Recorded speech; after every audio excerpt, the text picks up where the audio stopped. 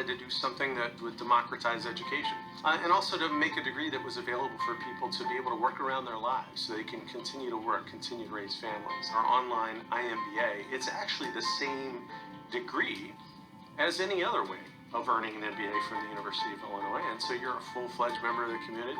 When you graduate, you're one of our alums, and we love all our alums the same.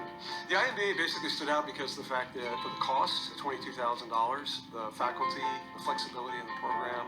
I don't think I would be able to have finished any other program because after giving birth, it was really super hard, and having something that's based on certificates in a modular structure made the entire difference for me. I was shocked at how much it felt as good or better than when I was sitting in class in my undergraduate days. The professor's right there looking into the camera. Everyone has their cameras on their computers. There's a chat feature so you can also type in a question and the professor can answer your question that way.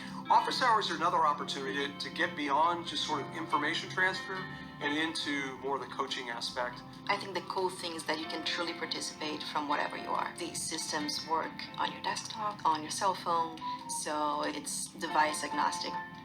Getting my MBA makes me feel empowered because I don't need to stop being myself. I don't need to stop working.